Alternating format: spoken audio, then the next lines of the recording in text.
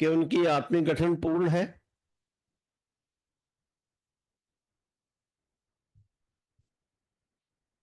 उनमें नई प्रकार की देव शक्तियां आई। सत्य के जितने भी पक्ष हैं सबके प्रति अनुराग। अनुराग समझिए प्रेम की प्रकाष्ठा। अनुराग ज्यों ज्यों समय बीते अपने अनुराग भाजन के प्रति और गहरा अनुराग होता जाए। The love that never and. ऐसा प्यार जो पीछे जाने के लिए नहीं है। उसकी गाड़ी में बैक गियर नहीं है। जैसे गाड़ियां पीछे चली जाती हैं आगे चली जाती हैं, वो आगे कोई जाता है। तो सत्य के प्रति पूर्णांग अनुराग। सत्य के जितने पक्ष हैं, कितने पक्ष हो सकते हैं पूर्णी भगवान ने अपनी जीवन गाथा में लिख दिए। 8 पक्ष हैं। एक एक पक्ष के ऊपर 50 पुस्तकें लिखी जा सकती हैं। भगवान देवात्मा में भलाई के प्रति, शुभ के प्रति, शुभ के जितने पक्ष हैं सब पक्षों के प्रति पूर्णांग अनुराग। उनके सब अंगों के प्रति गहरा अनुराग, गहरा प्यार। ये तो बोली किसी और दुनिया की है। हमने तो आज तक नहीं सुनी थी कहीं ये बात। भगवान देवात्मा में मिथ्या के प्रति गहरा वैराग्य भाव। मिथ्या के जितने पक्ष हैं सभी पक्षों के प्रति गहरा वैराग्य, गहरी घृणा भाव। भगवान देवात्मा मिथ्या के साथ लेश मात्र भी समझौता नहीं कर सकते। देखिए नेचर ने हमारे आगे कितना ज्वलंत एक अद्वितीय दृष्टांत प्रस्तुत किया है। अंधकार और ज्योति का आपस में कभी मेल नहीं हो सकता। सारी दुनिया, सारे वैज्ञानिक कोशिश करने लग जाए कि अंधेरा और ज्योति को दोनों को मिला दें, मिल ही नहीं सकते। इम्पॉसिबल है। जहां ज्योति होगी वहां अंधकार हो ही नहीं सकता। भगवान देवात्मा भी इतने ही प्रतिज्ञाबद्ध हैं। अगर हमें ज्योति और अंधकार की बात समझ आ जाए तो शायद धीरे धीरे हमारे अंदर ये विश्वास जागने लग जाए कि भगवान देवात्मा मिथ्या के साथ लेश मात्र भी समझौता नहीं कर सकते, जिस तरह ज्योति अंधकार के साथ नहीं कर सकती। और पुण्य भगवान में बुराई के प्रति, बुराई के प्रत्येक पक्ष के प्रति गहरी घृणा, गहरा वैराग्य भाव। बुराई के साथ भी भगवान देवात्मा लेश मात्र भी समझौता नहीं कर सकते। उन्होंने 300 पुस्तकें लिखी, देव शास्त्र लिखे, अपनी जीवन गाथा लिखी। भगवान देवात्मा ने प्राकृतिक धर्म के, विज्ञान मूलक धर्म के जो सिद्धांत है वो उनकी जीवन गाथा के अंत में जो 5 अध्याय हैं, पहले खंड में जो 5 अध्याय हैं, लास्ट में जाके उनमें सिद्धांत लिखे हैं विज्ञान मूलक धर्म के। भगवान ने जो क्लेम किया है हर स्थान पे बोलता है, छोटी से छोटी घटना में, बड़ी से बड़ी घटना में।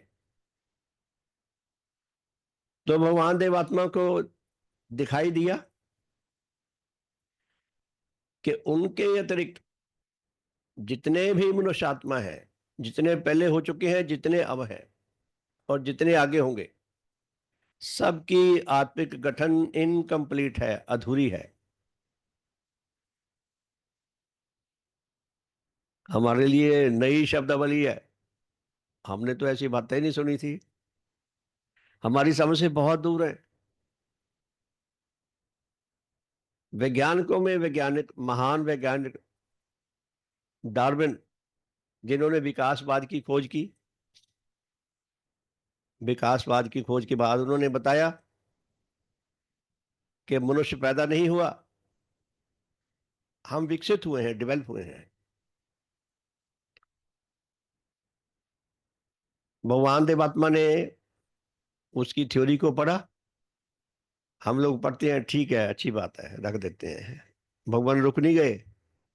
उन्होंने डार्विन का चश्मा अपनी आंखों पे लगा लिया। डार्विन की ऐनक। उन्होंने देखने का प्रयास किया कि डार्विन ने कहा है कि मनुष्य विकसित हुआ है पशुओं से, इसके इसका जो शरीर है, इसके शरीर की गठन जो है वो पूर्ण है, शेष सभी प्रजातियों की शारीरिक गठन अधूरी है। भगवान यही नहीं रुक गए। डार्विन ने बताया कि ये विकास क्रम में मनुष्य यहां पहुंचा है। पुण्य भगवान ने डार्विन की इस बात को पकड़कर आत्मा की खोज करनी शुरू की। क्या आत्मा के ऊपर भी विकास क्रम का कोई प्रभाव पड़ता है? तो धीरे धीरे पुण्य भगवान ने आत्मा की खोज कर दी। ये वंडरफुल चमत्कार है। जैसे डार्विन महान का वंडरफुल चमत्कार है। अगर डार्विन ये खोज ना कर पाते, ना समझाती किसी को बात, भगवान ने बहुत सराहना की है, बहुत शुभकामना की है डार्विन के लिए कि क्या दुनिया को एक नया दृष्टिकोण दे दिया, विकासवादी दृष्टिकोण दे दिया, वैज्ञानिक दृष्टिकोण दे दिया, जिसको विज्ञान के आधार पर टेस्ट किया जा सकता है, चेक किया जा सकता है, सही परिणाम पे पहुंच सकते हैं। तो पुण्य भगवान ने डार्विन के उस चश्मे के माध्यम से देखा कि आत्मा के ऊपर विकास कर्म का कोई प्रभाव है या नहीं है। तो धीरे धीरे धीरे धीरे उन्होंने आत्मा की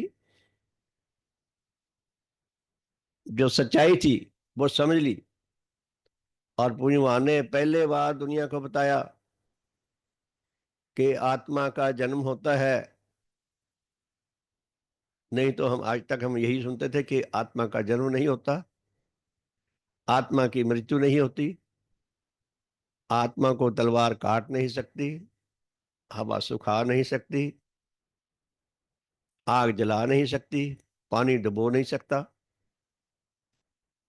देवात्मा ने बिल्कुल नई बात की और वैज्ञानिक बात की, प्राकृतिक बात की कि आत्मा का जन्म हुआ है। आत्मा के जन्म का सिद्धांत बता दिया क्या है।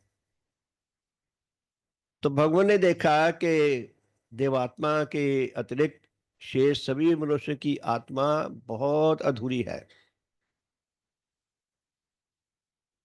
बहुत सारे अंग हम सब में है नहीं, हम बड़े अपंग हैं, हमें पता नहीं है, इसलिए मस्त रहते हैं।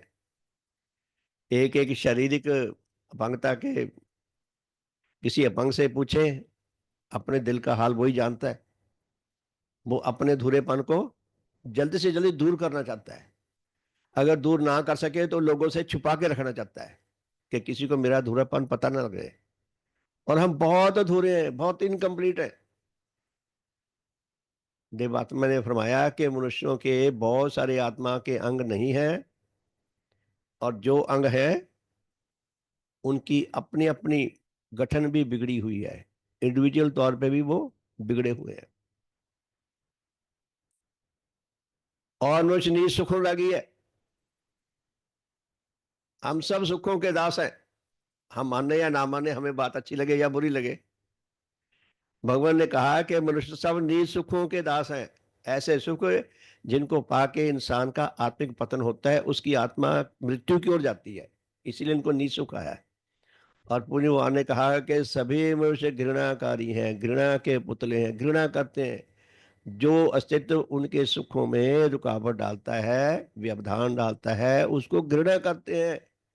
ये घृणा भी आत्मिक मृत्यु की ओर लेकर जाती है।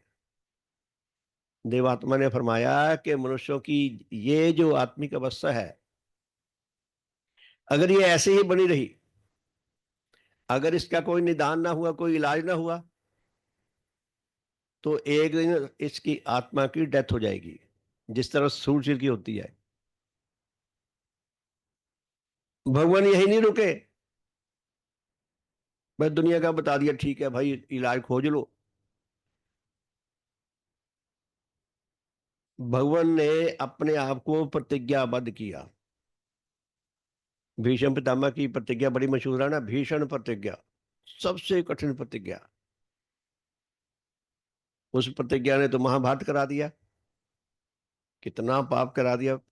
महाभारत के युद्ध के बाद क्या हालात ठीक हो गए, वैसे के वैसे रहे और निकृष्ट होते गए।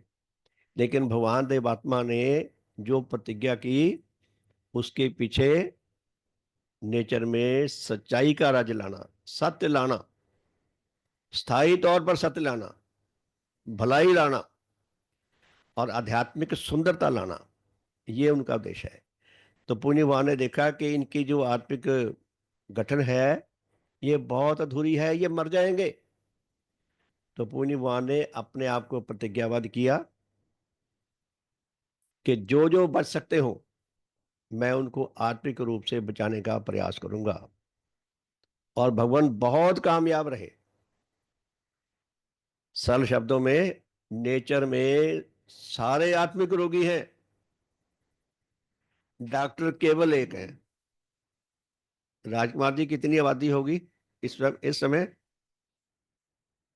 8 अरब के आसपास तो होगी। 8 अरब मरीजों को देखना हो डॉक्टर ने, तो वो बेचारे का उसका क्या हाल होगा डॉक्टर का। अगर वो खाली उंगली लगाने लग जाए, बस इतना उंगली लगा दे, उसकी उंगली ना यहां तक हिल जाएगी लगाने में 8 अरब लोगों को। इतने लोगों का इलाज करने के लिए भगवान देवात्मा के अंदर कितनी करुणा भरी है, कितनी दया भरी है, कितनी अपार क्षमता भरी है, कितनी योग्यता भरी है, कितनी तड़प भरी है। भगवान हमें आत्मिक मृत्यु से बचाने के लिए दुनिया में आए हैं। तो भजन की ये पहली पंक्ति सुनी, बचाना मरती रूहों को मिशन अपना बनाया है, तुम्ही ने दुनिया में आकर नया बीड़ा उठाया है। एक ऐसे अद्वितीय कार्य के लिए आपने अपने आप को प्रतिज्ञाबद्ध किया जो किसी को पता ही नहीं। अब हमें पता लग गया, अब हम उठा लें, प्रतिज्ञा कर लें कि मैं मरती आत्मा को बचा लूंगा। धड़ाम से गिर जाएंगे अगले कदम पे, 10 सेकंड में हमारी कली खुल जाएगी। ये उन्हीं के लिए पॉसिबल था। बहुत सुंदर भजन है, भजनों के अंदर ही बड़ी सभाएं भरी हुई हैं। फिर दूसरा भजन हमने सुना, तेरे पूजन को भगवान बनूं मैं दीन और श्रद्धावान। हमारे आध्यात्मिक डॉक्टर केवल देवात्मा है और हम सब उनके रोगी हैं, वो हमारे डॉक्टर हैं। भगवान ने हमें समझा दिया तुम रोगी हो, हमें पता ही नहीं हम रोगी हैं। भगवान ने बता दिया तुम रोगी हो, अब हमें समझ आने लग गया धीरे धीरे। वो कहते अगर तुम्हारी ये हालत बनी रही तो मर जाओगे, शरीर के साथ साथ आत्मिक मृत्यु भी हो जाएगी। अब जितनी हमारे अंदर तड़प जागी है अपना भला करने की, उतने हम देवात्मा के प्रति लगाव रखते हैं। तो भगवान कहते हैं कि देवात्मा के प्रति हमें गहरे तौर पर कृतज्ञ बनना पड़ेगा, गहरे तौर पर श्रद्धावान बनना पड़ेगा, गहरे तौर पर देवात्मा के देव रूप का हमारे अंदर आकर्षण पैदा करना पड़ेगा, और गहरे तौर पर भगवान देवात्मा के ऊपर अटल विश्वास करना पड़ेगा। बड़ी मुश्किल परीक्षा में डाल दिया भगवान ने। इसके बिना चारा कोई नहीं हमारे लिए। हम सबकी हालत वो है, करो या मरो। धर्म जगत में दुनिया का सबसे कठिन, सबसे जरूरी, सबसे आवश्यक, सबसे सुंदर, सबसे हितकर, उच्च रस प्रदान करने वाला, सच्चा आत्म कल्याण प्रदान करने वाला, यही काम है कि भगवान के साथ जुड़कर उनके देव प्रभावों को पाकर उनके आदेशों के अनुसार हम अपना जीवन यापन करने का प्रयास करें। तो भगवान से हमें ये दान तभी मिल सकता है यदि हम उनकी सच्ची पूजा कर सकें। तेरे पूजन को भगवान मनु मैं दीन और श्रद्धावान। पूज्य भगवान ने, हमने देव स्तोत्र सुना, उसकी व्याख्या सुनी, उसमें उन्होंने अपने देवरूप का हमें इंट्रोडक्शन दिया और हमारी हालत का हमें बताया, और बताया कि हमारी आत्मिक अवस्था जैसी है उसका हमें ज्ञान देते हैं, बोध देते हैं, हम रोगी कैसे निकल सकते हैं विधियां बताते हैं, गहरी समझ देते हैं, हमारी आत्मिक मैल को धोकर शुद्ध पवित्र करके हमें हमारे अंदर उच्च जीवन पैदा करते हैं। भगवान देवात्मा ऐसे डॉक्टर हैं जो अपने रोगी का इलाज भी करते हैं, उसको शिक्षा भी देते हैं, उसको अपने जैसा डॉक्टर बनाना चाहते हैं। है दुनिया में कोई ऐसा डॉक्टर? वो रोगी को देखता है, पर्ची लिखी, अपनी फीस ली, जा भाई।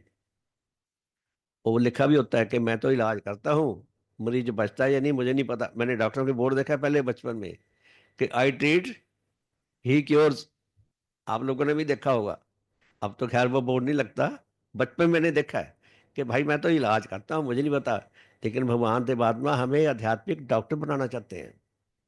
हमारा सौभाग्य बहुत बड़ा है कि हमें ऐसे डॉक्टर, सचमुच के डॉक्टर मिल गए। तो भगवान की पूजा जब क्या है, एक तो ये सिंबॉलिक पूजा है, उनके श्री चरणों में बैठ गए, नतमस्तक हुए, उनकी महिमा के भजन सुने, भजन गाए, देव स्तोत्र सुना,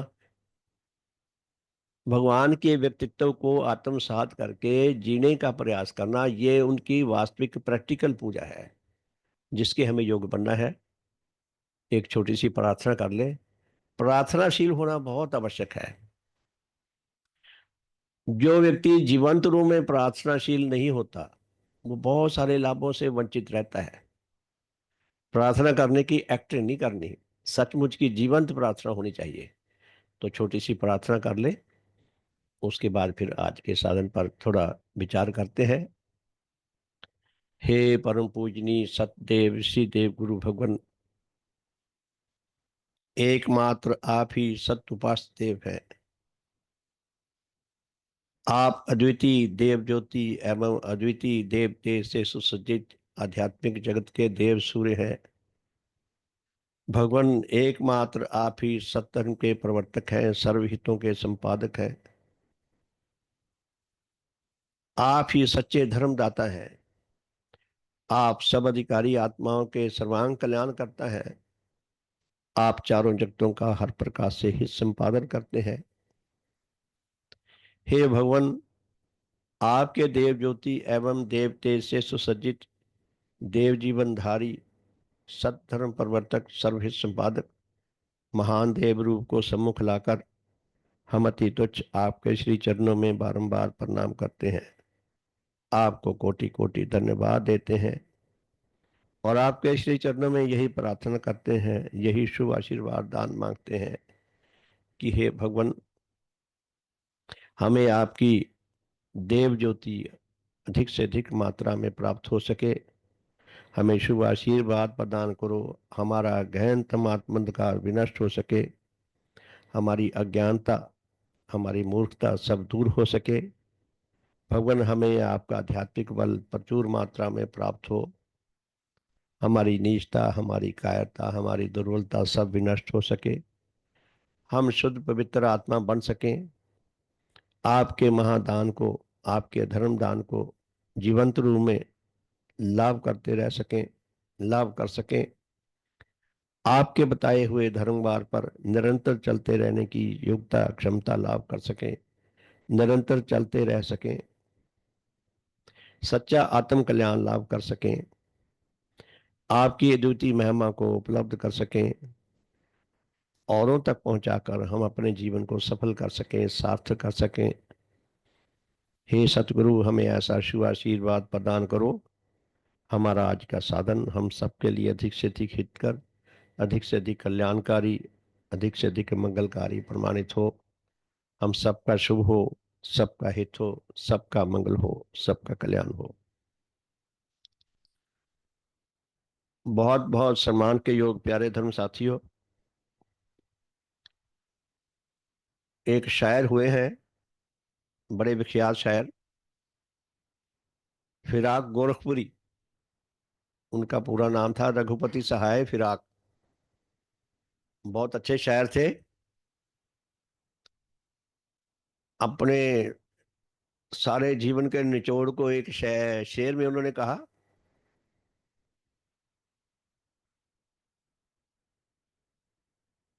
आने वाली नस्लें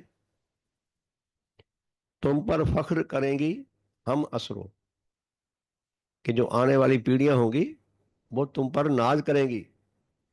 आने वाली नस्लें तुम पर फख्र करेंगी हम असरों, जब जब उनको ध्यान आएगा तुमने फिराक को देखा है।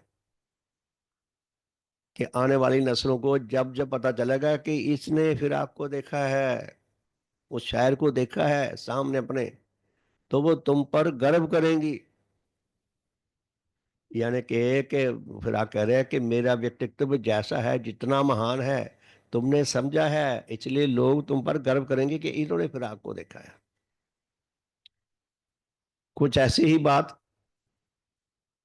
अमेरिका के भूतपूर्व राष्ट्रपति बिल क्लिंटन जब भारत आए थे अपनी बेटी के साथ, चेल्सिया के साथ ताजमहल देखने गए। ताजमहल देखकर इतने आत्मविभोर हो गए, विजिटर बुक में उन्होंने लिखा कि दुनिया दो खेमों में, दो वर्गों में बटी हुई है। जितने भी मनुष्य दुनिया के, वो दो वर्गों में बटे हुए हैं।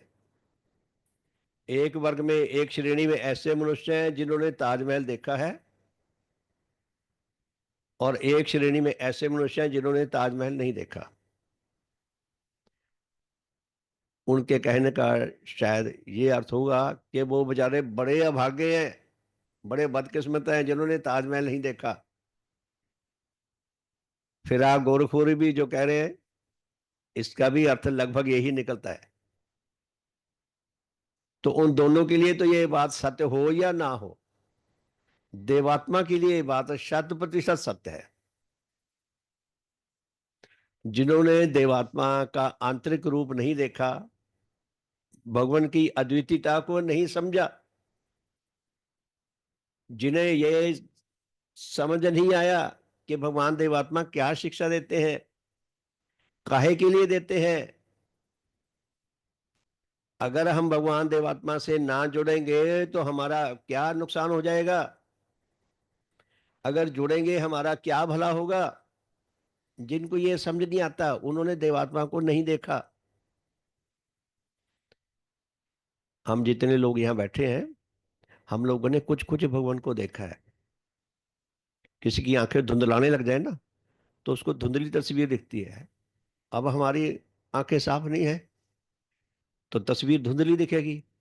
और दिल की आंखें, अंदर की आंखें अगर साफ नहीं है, अर्थात यदि हमारे ज्ञानदायनी शक्तियां इतनी तीक्ष्ण नहीं है, बोधदायनी शक्तियां इतनी तीक्ष्ण नहीं है, तो भगवान की शिक्षा हमें उतनी अच्छी समझ नहीं आएगी जितनी अच्छी है।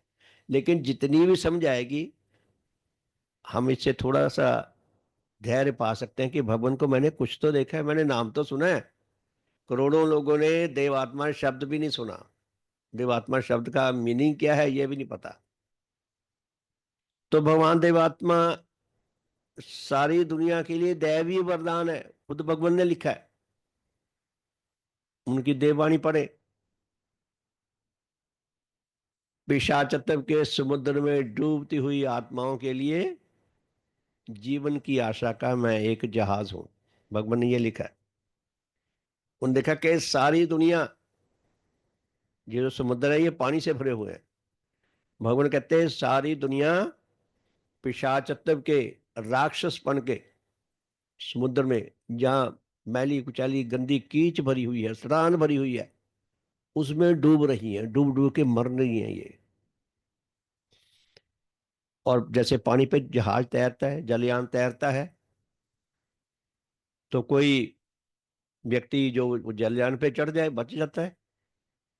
तो भगवान कहते हैं कि उनका देव रूप ऐसा ही है, जो देव रूप के साथ जुड़ जाएगा, जो भगवान देवात्मा की शिक्षा को धारण कर लेगा, उसके अनुसार जीना शुरू कर देगा, जीने लग जाएगा, क्षमता लाभ कर लेगा,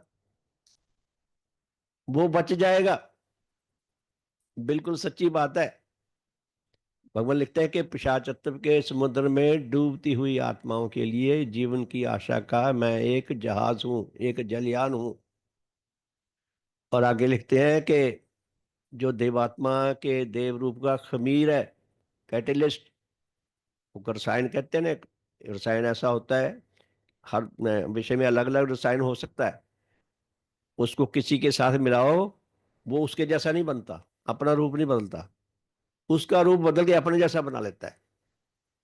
जैसे दूध में, दूध का बड़े बर्तन में, शुभ हो, हाँ, दूध में 1 चम्मच दही डाल दें, वो सारे दूध को दही बना लेगा। ऐसा नहीं है दही का चम्मच खुद दूध बन जाए। तो भगवान देवात्मा अपने देवत्व के रंग में रंग के हमारी आत्मिक मैल को, हमारी जीष्टा को, हमारे आत्मिक रोगों को धोकर साफ करके कुछ ना कुछ हमें हित कर, कुछ ना कुछ हमें सत्य का अनुगामी बना लेते हैं, कुछ ना कुछ हमें अपने लिए औरों के लिए हितकर बना लेते हैं।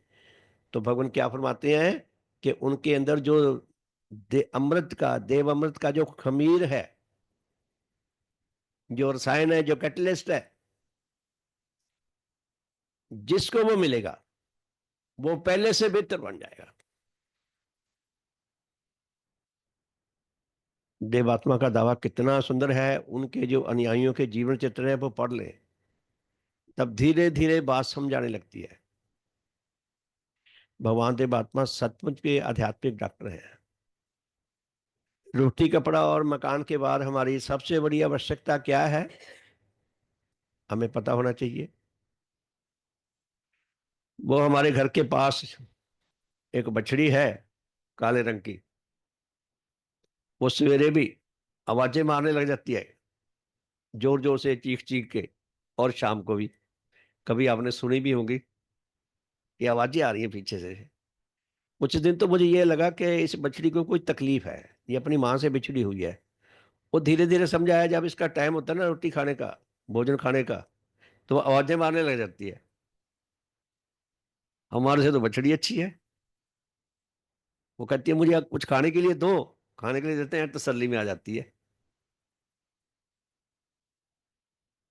हम आत्मिक मृत्यु की ओर बढ़ रहे हैं और हमें पता भी नहीं है।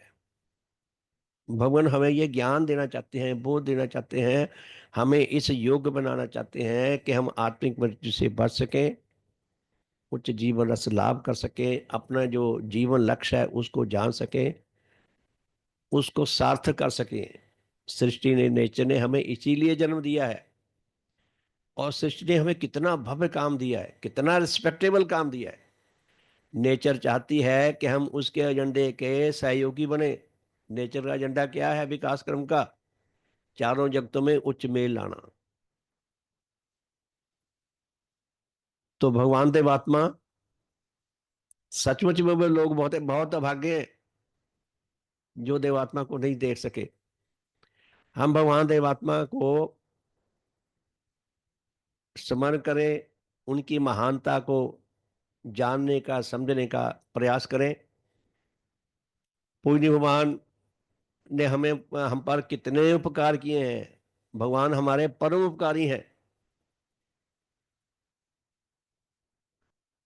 जब कोई जन भगवान के श्री चरणों में आता है, जब उसे दीक्षा दी जाती है, तो सबसे पहले 8 मोटे पापों की प्रतिज्ञा करवाई जाती है कि मैं ये पाप पिछले 3 महीने से बंद कर चुका हूं। यानी कि विश्वास तो है भी ये छोड़ देगा। पहले तो 6 महीने होती थी, समाज ने फिर भी रियायत दे दी कि भाई 6 महीने इंतजार ना कराएं, चलो 3 महीने सही है। तो 8वां प्रतिज्ञा में 3-4 प्रतिज्ञा मैं तोड़ा करता था। मैं खुद शराब पीने लग गया था, बीड़ी सिगरेट पीने लग गया था, अंडे तो आम ही खाने लग गए थे दोस्तों के साथ, एक बार मांस भी खाया है।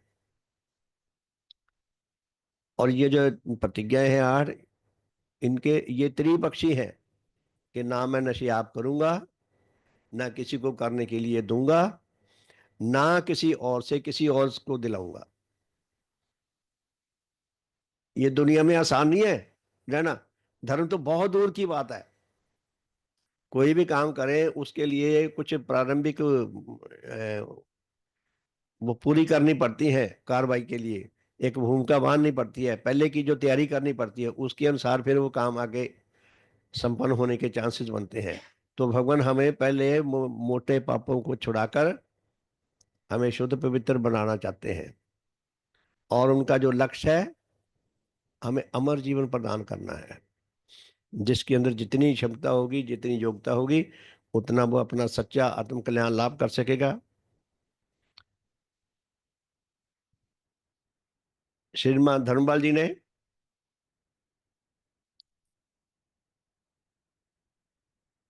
भगवान देवात्मा की देव ज्योति के मिलने से उन्हें जो जो लाभ हुआ उसके बारे में 36 बातें लिखी हैं। हम होमवर्क किया करें थोड़ा सा। और भगवान के देव तेज के मिलने से, उनका आध्यात्मिक बल मिलने से उनको क्या लाभ हुआ? यानी कि भगवान के प्रति हमारे अंदर कृतज्ञ भाव जागे। तो पिछली बार हमने कुछ पढ़ी थी, कुछ और आगे पढ़ते हैं कि भगवान के देव आध्यात्मिक बल मिलने से, देव तेज मिलने से हमें क्या लाभ होता है, क्या लाभ हो सकता है। और जिनको हुआ है उन्होंने सचमुच भी लाभ पाया है। श्रीमद् धर्मपाल जी फरमाते हैं कि स्वाद अनुराग का दास होकर, हम सब स्वाद अनुराग के दास हैं।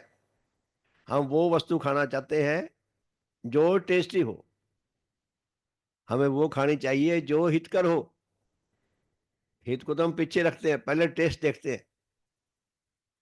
तो श्रीमान जी क्या लगते हैं कि स्वाद अनुराग का दास होकर मैं आत्मा के भिन्न अपने शरीर और धन की जो विशेष रूप से हानि करता रहा था, भगवान देवात्मा के देव तेज को पाकर मैं उससे बहुत कुछ बच गया हूं। खाने पीने को लेकर इंसान स्वाद का इतना अनुरागी है, अब आम परिवारों में महीने में एक बार दो बार होटल में जाके खाना खाना आम बात होगी। वो अपने बच्चों को देखते हैं, हम तीन चार बार महीने में होटल में जरूर खाने जाते हैं। और एक दो बार पार्टियां आ जाती हैं, कोई विवाह की पार्टी आ गई, बर्थडे की आ गई, और लगभग सारा महीना वैसा ही खाना घर में चलता है, जो टेस्टी तो होता है, पौष्टिक नहीं होता। और फिर अनुरागी बन जाए, रात दिन उसी में डूबा रहे। तो श्रीमान जी क्या लिखते हैं कि स्वाद अनुराग का दास होकर मैं आत्मा के भिन्न अपने शरीर और धन की जो विशेष रूप से हानि करता था, भगवान देवात्मा के देव तेज को पाकर, उनके बल को पाकर मैं उससे बहुत कुछ बच गया हूं। मैं अपना भी दृष्टांत दे सकता हूँ, मैं बहुत कुछ बचा हूं उससे। खाने पीने के अनुराग से, खाना खाना है जीने के लिए, पौष्टिक खाना खाओ। भगवान ने कहीं नहीं कहा कि वो टेस्टी ना हो, टेस्टी भी हो, लेकिन पहली कंडीशन है पौष्टिक हो, शरीर के लिए हितकर हो, ऊर्जा देने वाला हो। तो श्रीमान जी कहते हैं कि अभी इस विषय में और जंग जारी है, यानी कि अभी मैं स्वाद और राग से पूरी तरह बाहर नहीं निकला और मैं प्रयास कर रहा हूं। तो इससे कितना पैसा बचता है, कितना हमारा स्वास्थ्य बचता है, हेल्थ ठीक रहती है, और कितना हमें और कई प्रकार की हानियों से हमारी रक्षा होती है, रोगी होने से बच जाते हैं। आगे लिखते हैं, यद्यपि संतान यद्यपि संतान आदि पारिवारिक संबंधियों का नीच अनुराग मेरे भीतर कभी पैदा नहीं हुआ। ये तो आत्मबोधि थे, भगवान ने खुद इनको आत्मबोधि के शब्दों से, भव्य शब्दों से संबोधित किया है। क्या फरमाते हैं कि यद्यपि संतान आदि पारिवारिक संबंधियों का नीच अनुराग मेरे भीतर कभी पैदा नहीं हुआ था। अपने पारिवारिक जनों से किसी से नीच अनुराग से नहीं बने थे, लेकिन कहीं और बने हुए थे। तथापि कई मित्रों का नीच अनुराग मेरे भीतर अवश्य वर्तमान था, कि जिससे मेरा उद्धार हो गया। भगवान कहते हैं कि किसी किसी व्यक्ति के जो आत्मक पतन लाता हो, उससे उचित दूरी बनाकर रखो। अगर आवश्यक हो तो बिल्कुल संबंध काट लो। लेकिन हम क्या करते हैं, हमारे अंदर ये बोध ही नहीं है कि कौन हमारी हानि कर रहा है, कौन नहीं। हम खुद भी अपनी हानि कर रहे हैं और दूसरे भी हमारी हानि कर जाते हैं। हम उनकी भी हानि कर रहे हैं, अपनी भी कर रहे हैं। भगवान कहते हैं कि ऐसे लोगों से बचो जो तुम्हारे अंदर बुराई पैदा करते हो, आत्म पतन की ओर तुम्हें धक्का देते हो। उचित दूरी बनाकर रखो, किसी के साथ नीच बंधन में ना बंधो। बंधन में उसी के साथ बंधो, उच्च बंधन में बंधो जो तुम्हारी आत्मा की रक्षा और विकास कर सकता हो। वो पूर्णी भगवान देवात्मा है, उनके ग्रंथ हैं, उनका मिशन है। और भगवान देवात्मा के वो उच्च जीवनधारी हमारी साथी धर्म संबंधी, जिनकी संगत में हमारे अंदर उच्च परिवर्तन आना शुरू होता है, उच्च परिवर्तन आता है, और नीच परिवर्तन से हम बचे रहते हैं। अब देखिए, हम पिछले 6-7 दिन से यहाँ आए हुए हैं, कोई यहाँ बीड़ी पीता नहीं देखा, कोई सिगरेट पीता नहीं देखा, कोई और बुराई नहीं करता नहीं देखा, कोई अनशंट बोलता, निंदा चुगली करता, गाली गलौज करता नहीं देखा, कोई ठगी मारता नहीं देखा, चोरी करता नहीं देखा, कोई मैला कुचैला गंदा सड़ा नहीं देखा। हमारा कितना भला हो रहा है, और कितने हमें भव्य सभाएं सुनने को मिली हैं। कल हमने सुनी है सभाएं, देखे। अब मैं विचार कर रहा हूँ, वो सभाएं लिखूंगा मैं। श्रीमान जी को कहा मैंने, क्यों, वो कहते बुक की शेप में छापेंगे। तो मैं कोशिश करूंगा जाके कि सभाएं लिखूं, वो पीछे ला ला के रिपीट कर करके, कि शब्दों में लिखे उसको, ताकि बुक की शेप में छप जाए। तो उच्च संगत के उच्च फल, नीच संगत के नीच फल। तो श्रीमान जी क्या कहते हैं कि मैं पारिवारिक संबंधियों के साथ तो निज बंधन में नहीं बंधा था, लेकिन दोस्तों के साथ बंधा हुआ था, तो उससे निकले। यानी कि भगवान का कितना बड़ा उपकार है कि हमारे अंदर ये ज्ञान और बोध पैदा कर दिया कि ये मेरे आत्मा के विनाशक हैं, इनसे बचे। टाइम क्या होगा जी? अभी है कुछ 2 मिनट रह गए, सिर्फ 2 बातें और पढ़ूंगा, मैं जल्दी खत्म कर दूंगा। फिर लिखते हैं आगे, अपने समय को वृथा नष्ट न करें। हमारा समय बहुत कीमती है, बहुत मूल्यवान है। जो पल गुजर गया वो फिर कभी नहीं आएगा, सदा के लिए छिन गया, सदा के लिए बिछड़ गया। लाखों करोड़ों रुपया देकर भी हम उस पल को लौटा नहीं सकते, इतना मूल्यवान पर समय है। तो समय का सही सदुपयोग करना सीखे। तो क्या लिखते हैं, अपने समय को वृथा नष्ट न करने और उसे अधिक से अधिक सफल करके करने के संबंध में मेरे भीतर एक सीमा तक सच्चा बोध जागृत हो गया है। बातें हम ये सब सुनते हैं, लेकिन हमारे अंदर बोध नहीं। हम कहते हैं ठीक है, कहने वाले ने कह दिया, हमने सुन लिया, पल्ला झाड़ के चले जाते हैं। ये इस बात का कितना गहरा अर्थ है कि अपने समय का मूल्य जाने। वो एक गाना आता है ना, हम तुम्हें चाहते हैं ऐसे, मरने वाला कोई जिंदगी चाहता हो जैसे। समय जो है वह जिंदगी है, और जिंदगी सबसे मूल्यवान चीज है। तो श्रीमान जी क्या लिखते हैं कि अपने समय को वृथा नष्ट न करने और उसे अधिक से अधिक सफल करने के संबंध में मेरे भीतर एक सीमा तक सच्चा बोध जागृत हो गया।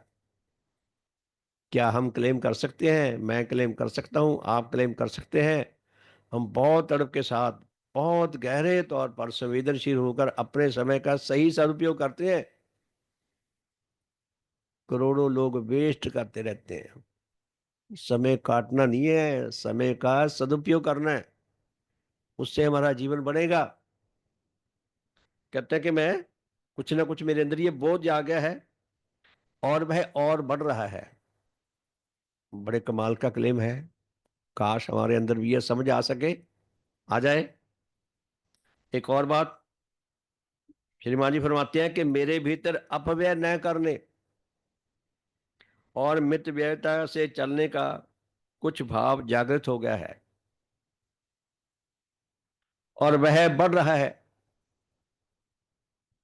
विचारशील समझदार क्या कहते हैं कि पैसा खर्च करने से पहले, पैसा कमाने से पहले पैसा खर्च करना आना चाहिए। साधारणतः मनुष्य क्या करता है, जिसके पास खूब पैसा आ रहा है, या तो वह बैंकों में पहाड़ बनाया जाएगा नोटों के, जोड़े जाएगा जोड़े जाएगा। उस ना उसके काम की, बाग पीछे बच्चों के लड़ने के लिए छोड़ जाता है, या वो खूब उड़ाया जाएगा। ये दो, ऐसे दोनों तरफ से आत्मा की हानि होती है। फजूल खर्च से भी आत्मा की हानि, और मक्खी चूस बनने से भी आत्मा की हानि। एक तीसरा पक्ष भी है कि उचित खर्च करो।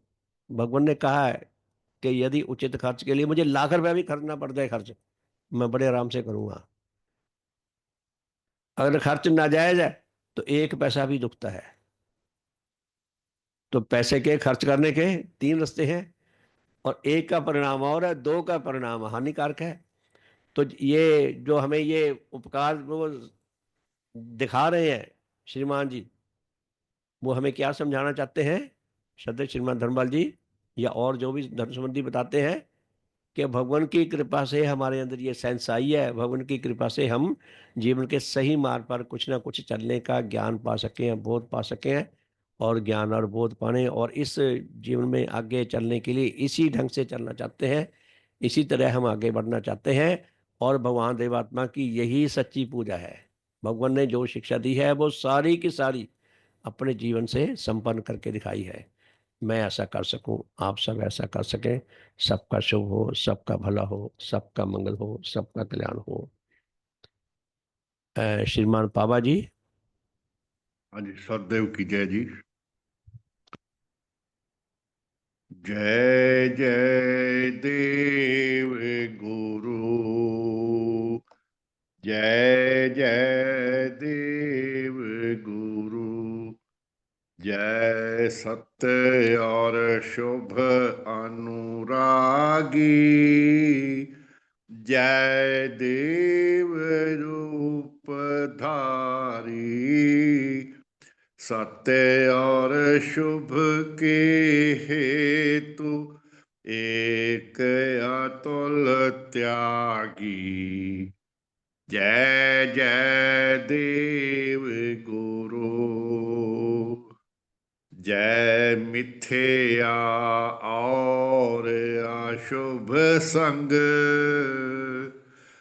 अतुल युद्ध करता, उन्हें पराजित करके सत्य की जय करता, शुभ की जय करता, जय जय देव गुरु, जय देव ज्योति से पूरन, जय देव ज्योति दाता, आत्म तिमिर के हरता, आत्म ज्ञान दाता, जय जय देव गुरु, जय देव तेज से पूरन, जय देव तेज दाता, नीच गति के हरता, सत्य मोक्ष दाता, जय जय देव गुरु, जय देव तेज संचारक, जय पाप मैल हरता, हृदय निर्मल करता, पवित्र रूप दाता, जय जय देव गुरु, जय उच्च भाव उत्पादक, जय उच्च गति दाता, पूर्ण आत्म विकासक, आत्मिक बल दाता, जय जय देव गुरु, जय सकल सत्य के पोषक, जय सब मिथ्या हरता, सकल हितों के साथी, समुचित सुख दाता, जय जय देव गुरु, जय जीवन रस संचारक, जय अमृत दाता,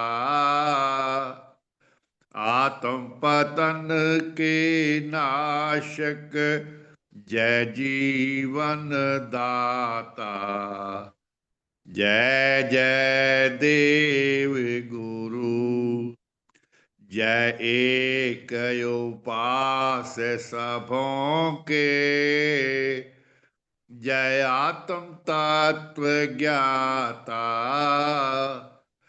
सत्य धर्म के शिक्षक, पूर्ण हित करता। जय जय देव गुरु, जय अतुल दान के दाता, जय देव रूप धारी, दान तुम्हारा पाकर धन्य हो नर नारी। जय जय देव गुरु, जय अतुल दान के दाता, जय देव रूप धारी,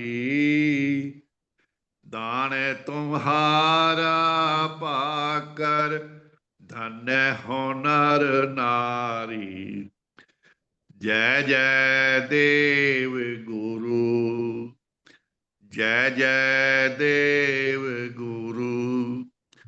भगवान देवात्मा की जय, भगवान देवात्मा की जय, भगवान देवात्मा की जय, भगवान देवात्मा की जय।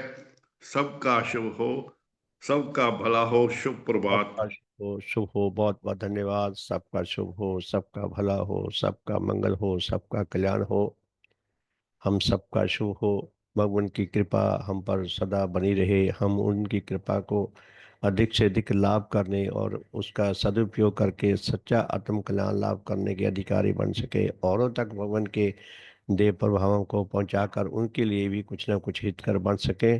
सबका शुभ हो। बहुत बहुत धन्यवाद। हमारे शुभ परिवार का शुभ हो। हमारी ये मंगल यात्रा निरंतर चलती रहे। सारे मनुष्य जगत को इस मंगल यात्रा में जुड़कर सच्चा आत्म कल्याण लाभ करने का सौभाग्य मिले। हमारे शुभ परिवार में उच्च प्रेम आए, उच्च एकता आए, उच्च मेल आए। बहुत बहुत धन्यवाद। सबका शुभ हो, सबका भला हो। तो प्यारे धर्म साथियों, कल हम रात को मिलेंगे रात के साधन में। आज ये जो चलेंगे ये प्रोग्राम, आज शिविर का अंतिम दिन है। तो उसके बाद कल रात को हमारा अपना एज यूजुअल जो साधन चलते हैं वो कल रात के साधन से शुरू होंगे। तो बहुत बहुत धन्यवाद। सुप्रभात। बहुत बहुत धन्यवाद। सबका शुभ हो। बहुत बहुत धन्यवाद।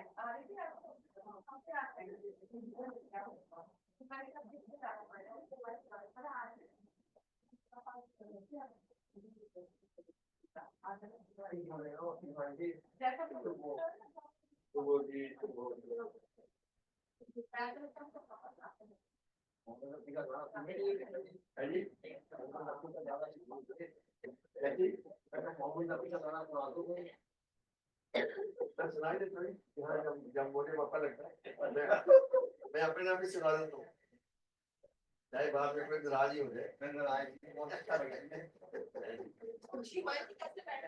नहीं वैसे नहीं बैठना कि ये कैसे चल रहा है कि मतलब मैं एग्जाम का मैं बैठ तो कुछ पुलिस शिक्षक कर देना तो नंबर आ जाए।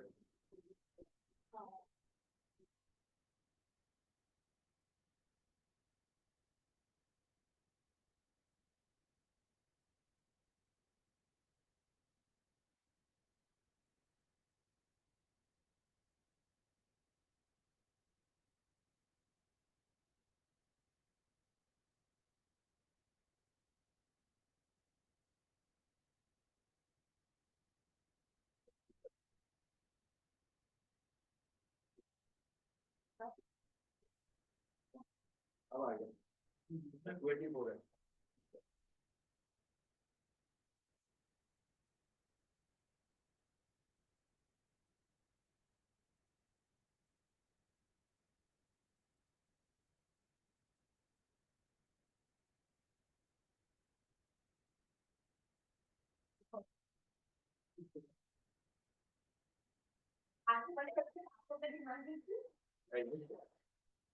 ना पुराना माफी मांगने वाली है श्रीमान जी। मैंने माफी मांगी आपसे। मेरे से नहीं मांगी। जब आप ऐसा करते हैं ना, मुझे तो ये लगता है कि चीजों का नंबर काटते हैं। ये ना करा करो। मेरी गलती है ना, मैं माफी मांगूंगी ना आपसे। मैं ध्यान रखूंगा। हाँ मैंने गलती करी है ना, आपसे माफी मांगूंगी। आपको पता है मैं संडे का तो मैं किसी वो करता ही नहीं। गलती है आपसे। दूसरे दूसरे में अच्छा लगता है आपसे नहीं, मेरे से ऐसे। अच्छा देखो अभी अपने साथ को देख रहे हैं, ये एक एक्सरसाइज है दिया है मल्टू एंड आई को करने के मेडिटेशन सांस को देखना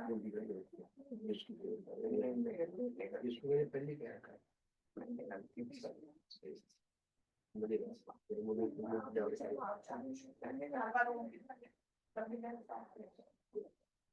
रोज गलती करना नहीं गलती ऐसा नहीं गलती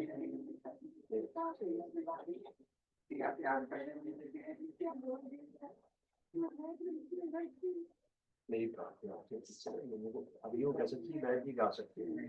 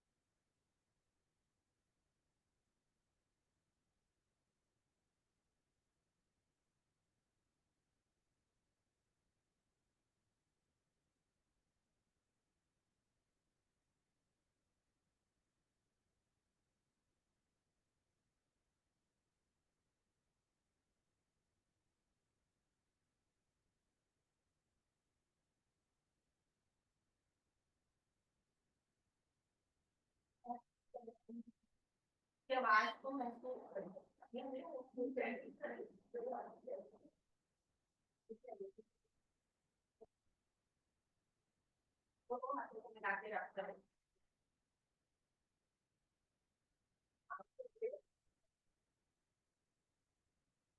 पूरे पेज पे कर सकता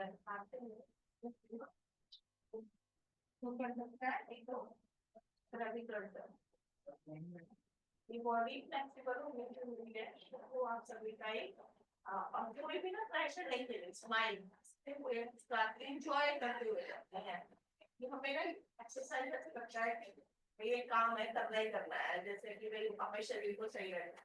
तो हम जब मिलके करते हैं ना एक तो समय नहीं पता चलता कि कब अकेले में बोरियत होती है। करते हुए करेंगे हम ये हाथ को ऐसे साइड में रखेंगे, ये वाला हाथ देंगे बाएं लेफ्ट हैंड बाएं है हाँ ऐसे नहीं पूरा पूरा ये हाथ को ऊपर करेंगे, आगे के पास लाएंगे और ये जो ऊपर का हिस्सा है इसको ऐसे करेंगे, उससे वही इस तरह कितना नहीं है पूरा पैंट की हाथ ऐसे नहीं, जो आगे झुकने की एक्सरसाइज है वो नहीं करनी है आपने, साइड में है ये तो आप नसों को अच्छा करती है तो मर्दाने करते रहेंगे ये मत पीछे रखो हाथ, आप सभी करते रहना, यहाँ पे एक हाथ यहाँ पे ऐसे पीछे यहाँ पे लाओ, ऐसी बात अब हाथ सीधा ऊपर करो, सीधा करो, सीधे रहो, हाँ सीधा करो, अब फिर से बैठो, और हाथ थोड़ा सा पीछे कान के पास ऐसे करो, गिरना नहीं है, घुटने वहीं रहेंगे, कंधों पे महसूस करें, यहाँ देखते जब थोड़ा सा भी बैंड हो जाता है वो है आप आगे आप आगे चलिए चेंज करेंगे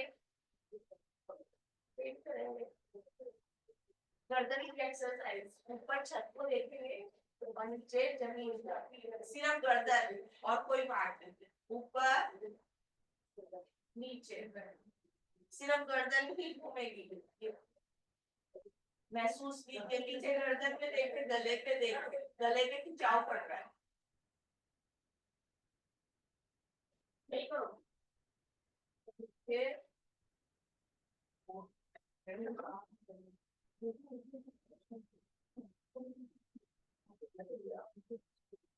ऊपर नीचे सिर्फ गर्दन, पीछे देखिए गर्दन ये सर्वाइकल का नसें खिंचाते हैं गर्दन की, वो भी ठीक हो रहा है आपका, कमर तक स्काफ से जा रहा है, कमर अच्छी हो जाती है, जो हमारी रीढ़ की हड्डी है वो बहुत अच्छी हो रही है, और गले की जो प्रॉब्लम है वो भी गले में खिंचाव हो रहा है आगे से जब ऊपर जा रहे हैं,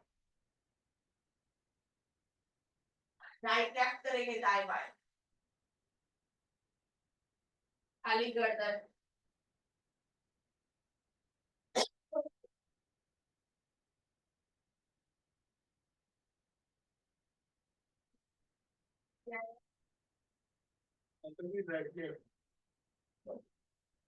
दाएं बाएं पंजाबी में सत्या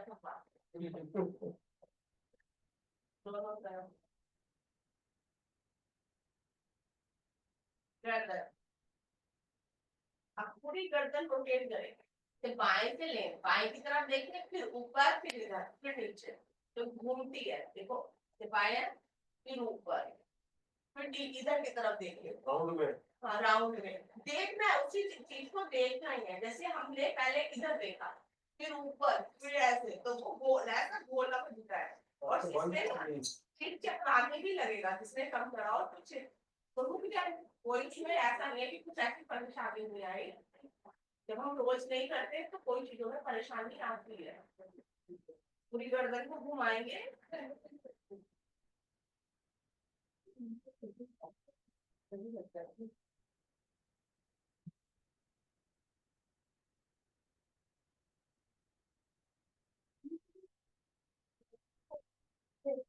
अब दूसरी तरफ से करेंगे एंटी क्लॉक, बोले एक तरफ से 5 बार करा और दूसरी तरफ से 5 बार, आपकी नहीं मिलेगी आपको काला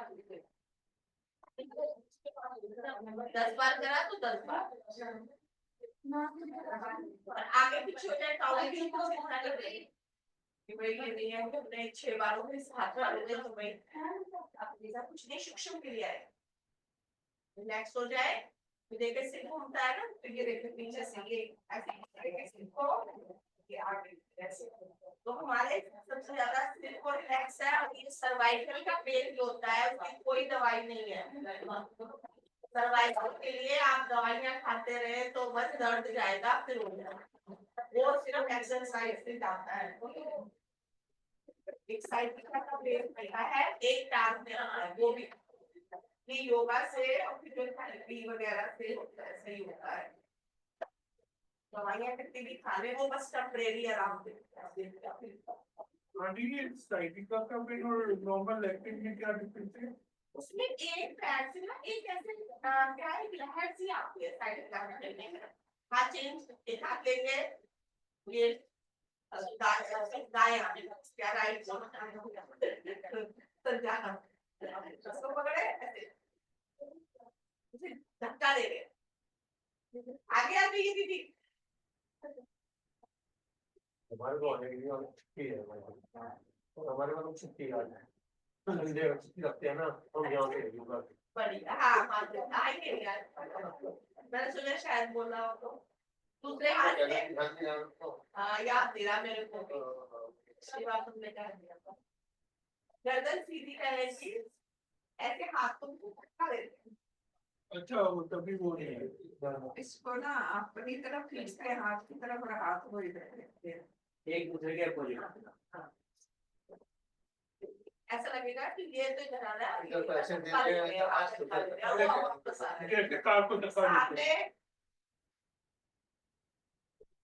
और जब किसी दर्द या तब भी आराम मिलने लगता है इसमें हमें ये सारी क्रियाएं बहुत असर भी करती हैं इस तरह वैसे ही ऐसे दोनों हाथों को ऐसे वो करेंगे ट्वीट बनाएंगे ठीक है। अब ये भी ये चीज है ना इधर भी आप देख सकते ये चीज है इसमें दबाते हैं सिर को जैसे हमारे कोई और दबा रहा है ये ऐसे रखेंगे सामने ये देखो कितना अच्छा सिर दबाया जा रहा है सिर्फ ये करे 10 बार देखो मैं ऐसा ये आगे से ये ऐसे ग्रिप बना लो ग्रिप बना हाँ और ये है ऐसे ऐसे साइड हाँ ठीक है।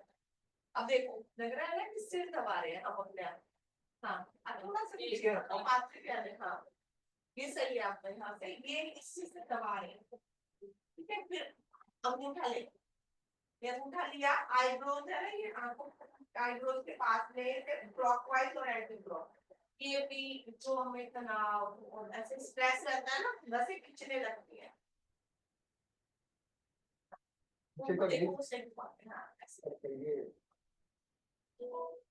थोड़ा सा और भी आईब्रो खत्म हो रही है ना जहाँ पे ठीक है क्लॉकवाइज जैसे आगे से भी घुमाना पीछे से 10 बार आगे से घुमा लिया।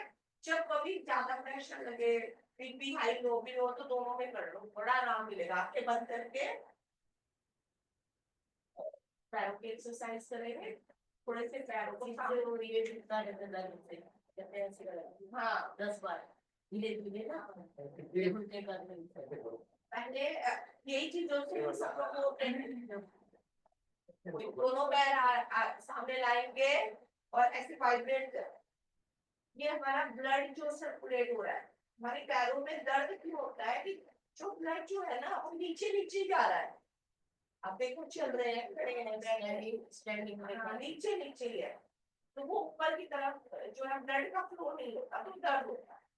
दर्द के कारण हर जगह यही है कि ब्लड रुक जाता है जहाँ दर्द हो रहा है नहीं हो रहा है वो ब्लड का जो फ्लो है वो सही नहीं है। लेकिन दो दर्द भी सही होते हैं उससे नहीं काम हो गया काम भी हो गया वो जो है ना घुटनों को मूवमेंट कम मिल रहा है ग्रीस खत्म हो गई। ग्रीस क्या है ग्रीस नहीं बाहर से नहीं आ रही है वो अंदर ही हमारे नहीं टेबल घुटने वो बदलवाने पड़ते हैं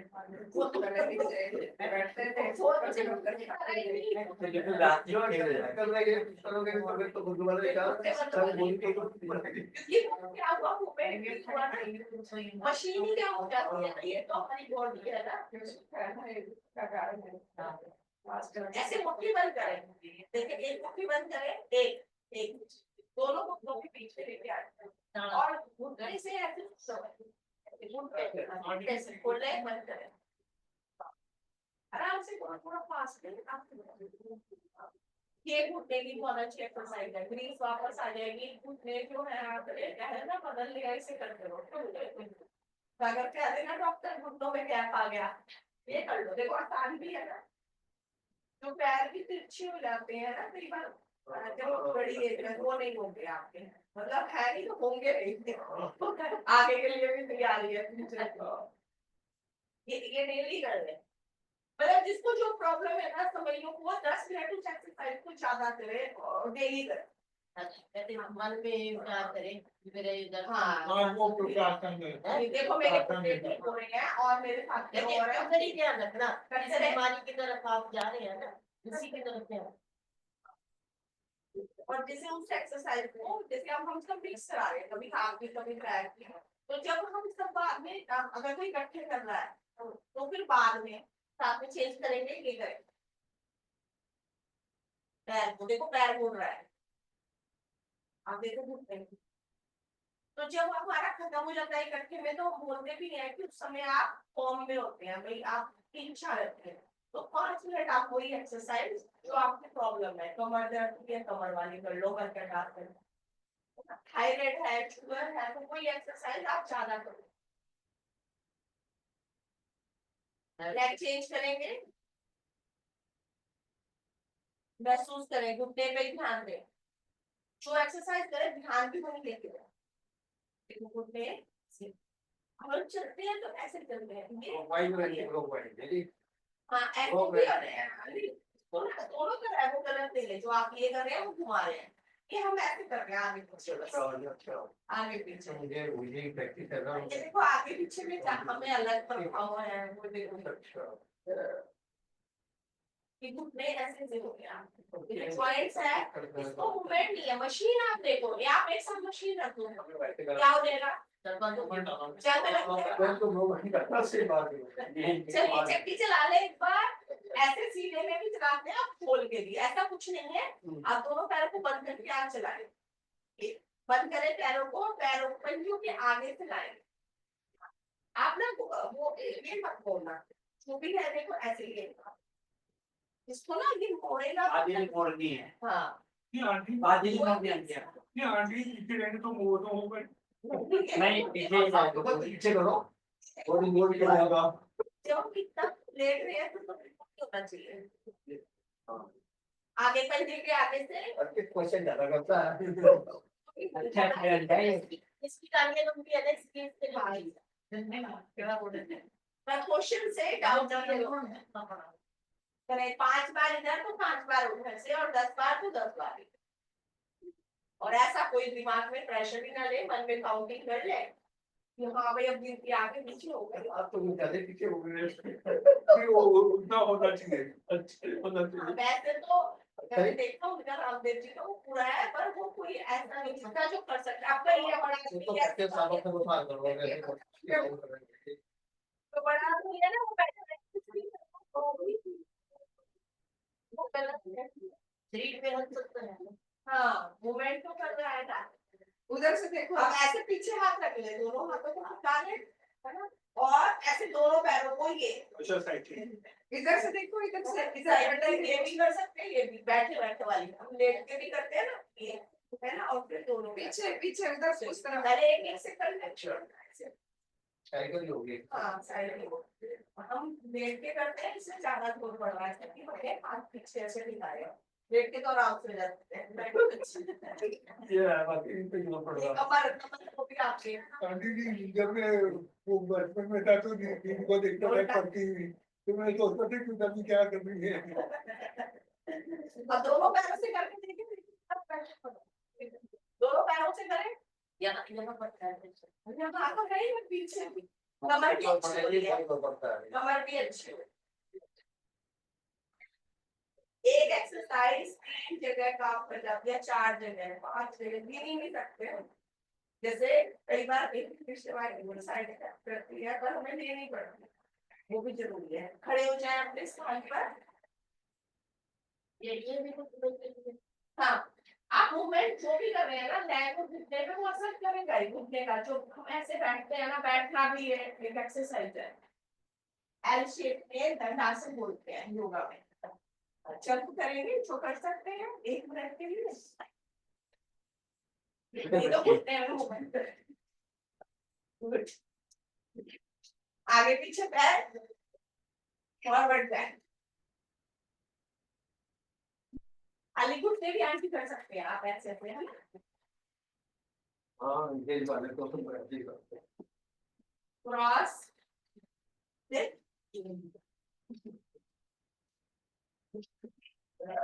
हाँ तो वो भी साथ साथ मूवमेंट करते हुए नहीं चल सकते आप भी ऐसे पैरों को उठाते हुए हाँ, बस रुके नहीं कुछ ना कुछ ऐसे पैरों को मूवमेंट करते रहे उसको ना 2 से 3 मिनट लगातार ही करें तो बॉडी का रेडी हो जाती है आप भी योगा के लिए मन करने लगता है कि हाँ भी अब कुछ कर लो सर्दी में जैसे हम नीचे से लगे मन भी करता सर्दी में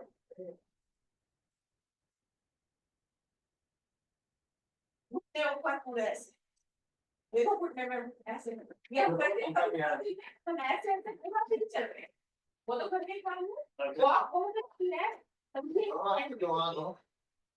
आवाज की आवाज आनी चाहिए सालियों की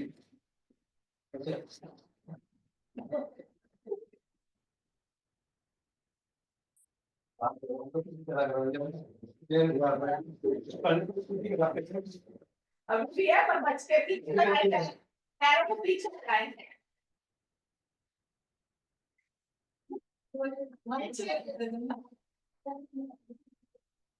कितना हो रहा है हमारा पेट पे देखो ये एक्सरसाइज पेट को भी ठीक है आंटी अभी पैर को पीछे पकड़ना है वही वो खत्म हो गया ठीक से लग रहा है ना हमारे पेट को समझ लो पेट ठीक है पेट का सिस्टम भी ठीक है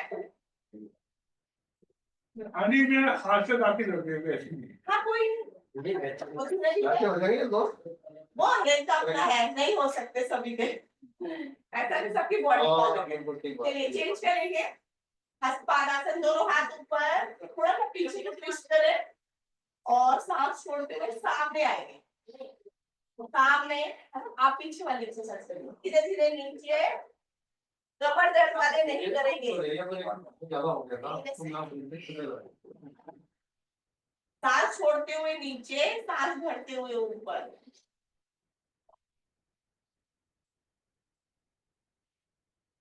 जहां तक हाथ जा रहा है विदाउट बेंडिंग नी घुटे नहीं मुंह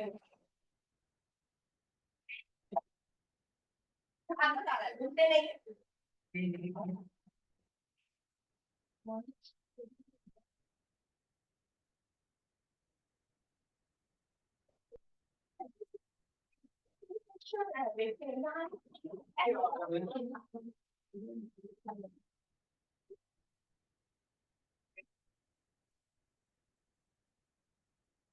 ये पेट पे देखे आपका ये तंत्र हो रहा है पेट की एक्सरसाइज कमर फ्लेक्सिबल हो रही है चिल्ली कमर अच्छी है ना बहुत अच्छी हो जाती है लचीली भी और फिर कभी आती है परेशानी नहीं आती है वो सब आती है करते ही अब बैक की साइड फॉरवर्ड की बैक में चेंज पीछे बैलेंस हो रहा है इस बैक को ले ये वाले से एक साथ हो रहे हैं अच्छा असर आएगा ये पीछे काउंटिंग करें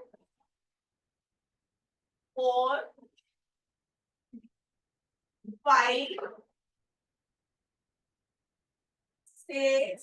6 पीछे बैलेंस बनाए है ना पैरों को घुमाएंगे ये देखिए 8 9 10 वापस सब रिलैक्स हो जाए लंबी गहरी सांस आंखें बंद करके सांस भरें पूरी ऑक्सीजन महसूस कीजिए कार्बन डाइऑक्साइड बाहर चेंज करेंगे आंटी जब आप बोलते हैं ना लोगों की सांसें लेने के लिए तो उसमें वो याद आता है जब डॉक्टर बोलता नहीं है हम भी खाएंगे और साइड में साइड में जाएंगे सब कर सकते हैं इसको कमर दर्द वाले बस कमर दर्द वाले आगे नहीं आएंगे और ऊपर और ऊपर देखें आप फिंगर्स को देखें पूरी कमर शिवांशी ऊपर आप सब सही कर रहे हैं हाँ आप ऐसे आए देखें ऐसे आए ये इधर देखो इनको भी देखो ऊपर वाले को जहाँ भी हो सकते हैं कोई दिक्कत नहीं कर सकते हैं हाँ सही है ऊपर वाले हाथ को देखें हाथ देखो ये वाली करवाएंगे अभी बाद में, हाथ सीधा रहेगा बाथरूम में ही। ये ना एक वो मुद्रा भी लग जाती है, जब हम उसको देखते हैं ना तो ध्यान दीजिए से मुद्राएं भी लगती है, वो और आगे हराई का विषय है। दोनों तरफ से देखें,